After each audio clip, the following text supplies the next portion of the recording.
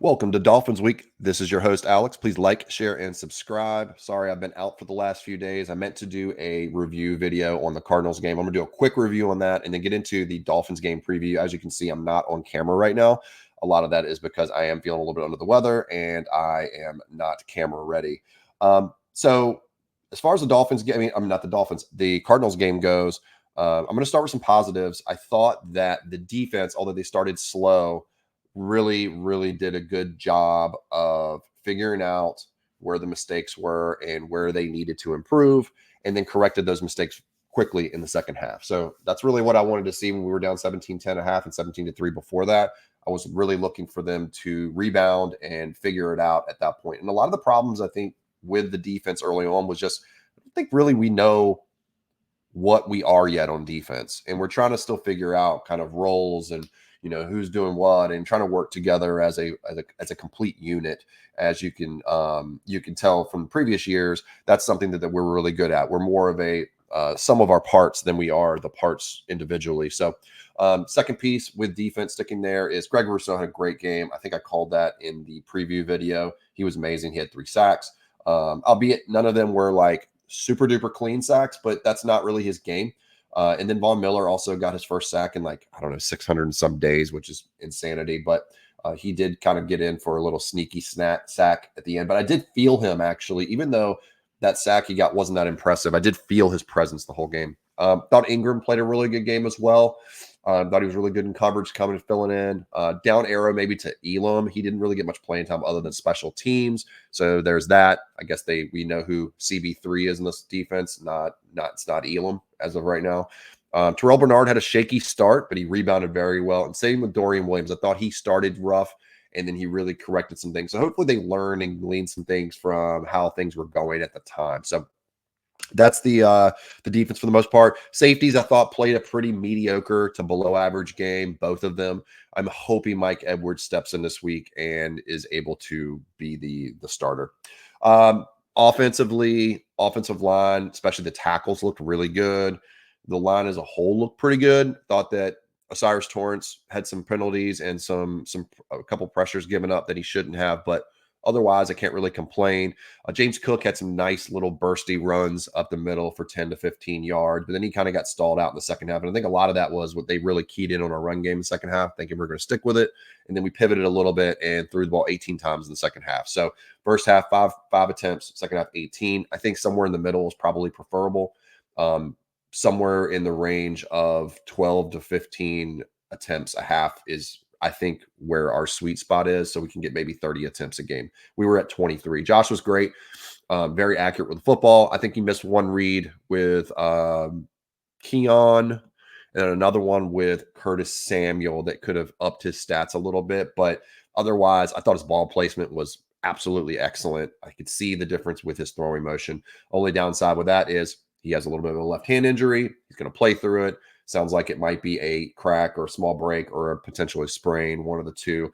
If we can just get through this game, I think he'll be fine going forward. Won't have to wear the glove that much, which he'll wear this week. So receivers, Keon Coleman played really well for his first ever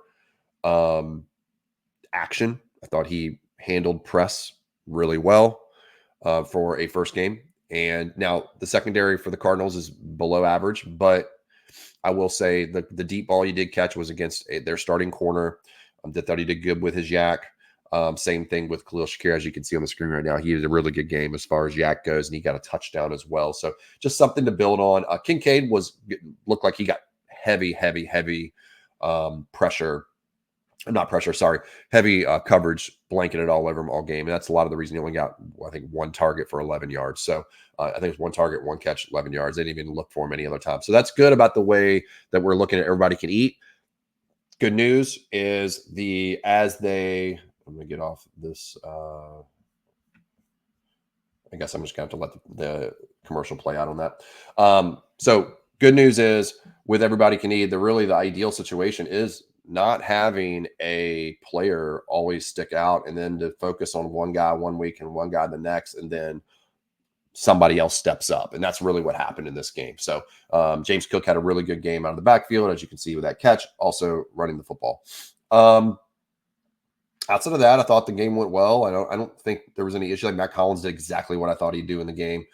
No real big surprises. Curtis Samuel's obviously on a snap count as well. I think he's just working his way back. I had an interview yesterday that sounded like he's not 100%, but he's fine to play, kind of thing. So I think this is just what Curtis Samuel's going to be until we get back to action and after Thursday for a 10-day rest. So as far as Dolphins week goes, okay, so the Dolphins were down 17-7. They really should have been down 24-7. A peanut punch from Javon Holland on ETN in the end zone, almost a yard away from it, saved the game for them.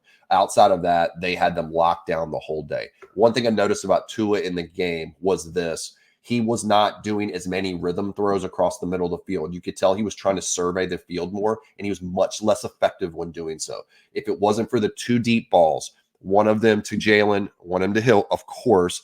One was 60 some yards, other was 80 some yards for one for a touchdown where they did most of the work, where they were wide open. This game would have been very, very, very below average for him. So that's the key right now. And as you can see, as we sack Kyler Murray on the screen, this is going to be a similar size player that can't move like Kyler Murray. So if we get this kind of pressure, which we have more pressures than Kyler allowed us because he could get away so quickly, if we can get that kind of pressure on Tua, they're going to have a hard day at the office. And I think that the offensive line for the Cardinals is pretty comparable to Miami's.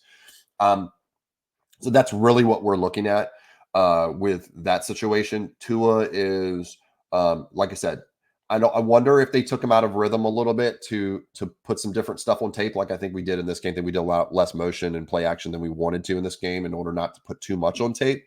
But with Tua, I think that maybe they were doing that and they're going to kick right back into the rhythm passing game over the middle with those digs and slants and wheel routes and things like that that he loves to throw to soften up the defense before he takes his deep shots. And I also think that the Jaguars did a pretty good job on the back end until they gave up those huge plays. So Jacksonville just finds ways to lose also. So that's that. Short week this week also. So that's going to be a little bit of a challenge on us. So the other thing about the Dolphins that I did notice is the running game did not look great. But also now Mostert's out for this game with a chest injury. And A-Chain is a questionable with an ankle. It looked like a high ankle to me, but he looks pretty good at practice today from the videos I saw. So with that said, what I will say is even if A-Chain plays, it may not be a thing, right? Jalen Phillips was really good in this last game as well. Javon Holland was really good in this last game. Jalen Ramsey was not. That injury has hampered him. He's not 100% right now, so we could take advantage of that a little bit. But also, a lot of our guys like Shakir and Kincaid are over the middle receivers mostly.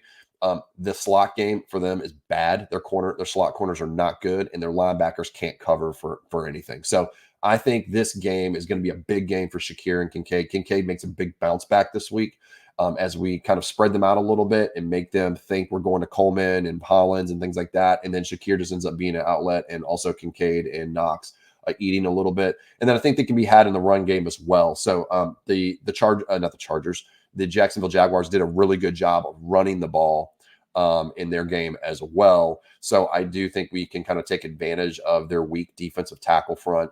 And then, key in on some of their specialty starters. Calais Campbell got a sack in the game, but Jacksonville's offensive line's not that good in the middle. So what I'll say is, I don't know if he has that kind of game against us, especially on a short week with a 40-year-old. That might be difficult for them as well. As far as our defense against their offense, we're going to have to play lots of cover 4, cover 6, cover 9, throw some different wrinkles in there, lots of zone. We're not going to run with these guys. We know that. Taron Johnson's out for this game as well.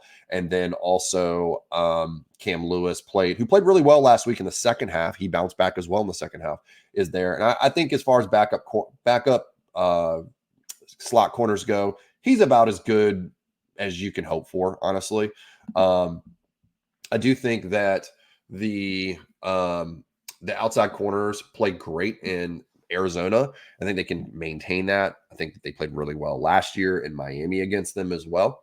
And they're healthy now too. So my goal would be for Mike Edwards to get more run at free safety, which he didn't get much in this game, if at all, with Hamlin.